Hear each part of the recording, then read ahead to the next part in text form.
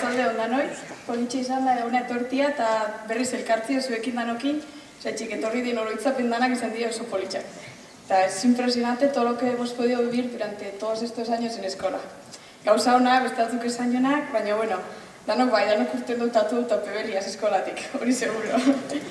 Zenbat, sartu bitzen unibertsiadera, danok bitzen ez ezagunak, fangare poliki-poliki ezauketan, pertsona espezialak ikusi dugu guztia, eta baina bueno, beti dauko arrazoi honba fateko juergan, eta espadi San Pancrazio, afaixak eta ez dela, aktak eta hemen gaz, juergan fateko prest dana.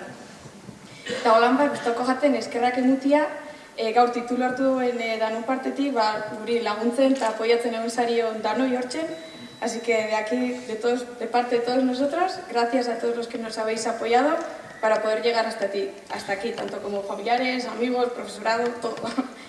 Eta lehen, untxeia tokatzen jakun etapa berria, bizitzako beste abentura bada, batzuk ikasten egongo zarie, bestatzuia lanian, baina lehen aipatu da moruan, gaur egungo egoria krisisak indalata, ez da erreza, eta etxien amak esatu den moruan, eka apretar el cinturón.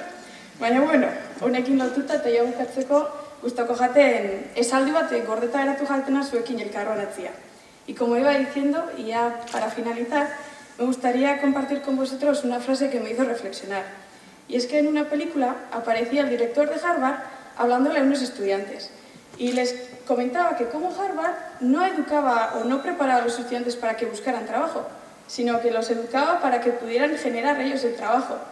Eta, hau esan da, seguro nago eskolakoak lan honak jozuela gu preparetan, eta guka pasa dela gauza berrizak itxeko, eta gaurko zituzinen gueltia muteko, así que, guk sortuko etorkizuna eta zorionak danok.